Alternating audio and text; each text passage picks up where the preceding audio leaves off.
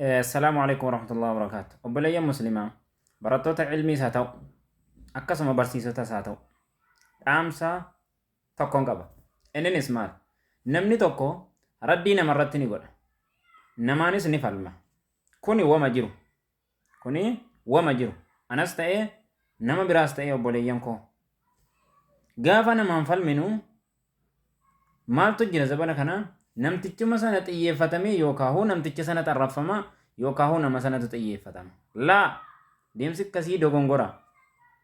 Gaafa namaan falmitu gaafa immoo ammas raddii namarratti gootu namticha sanaan isaan falmaa ta'u osoo hin taane yaada isaatiin falmuu jirta.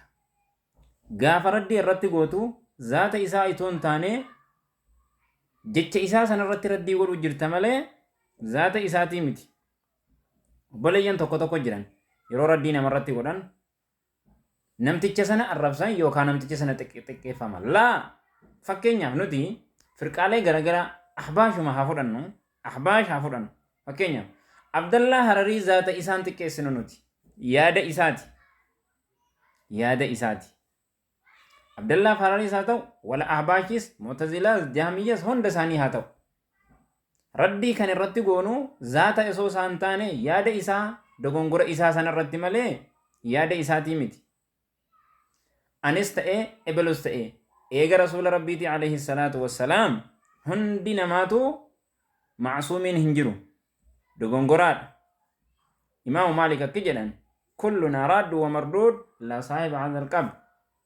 Hundi keenyaahu irratti hin deebifamas namarrattis ni deebifas saahiba qabrii kana malee. Eenyunni rasuula rabbiiti qabrii rasuula rabbii bira dhaabbate achi jira waan ta'eef. Kanaaf yeroo raddii namarratti gootan obboleeyyan ilma namaa hin xiqqeessina. Yaada isaa kuffisuudhaaf yoo tahe malee injifannoo irratti gaggeessuudhaaf miti hammas yaada yeroo namarratti waa gaggeessinu. Yeroo raddii namarratti goonu injifannoo irratti agarsiisu osoo hin taane yaada isaa fudhachiisu yaanni kee yoo sirrii ta'e qur'aanaaf hadiisa fahamii salafaa irratti yooniif kan ta'u ta'e maali yaanni kee namticha sana dogongora isaa itti agarsiistee karaa sirrii agarsiisuudha malee injifannoo argachuu miti. Ani injifadheedhaan isa dhaaddatanuu miti jechuudha. Kanaaf dogongorri yoo jiraateef dhiifama. Wassalaamu alaikum warahmatullah.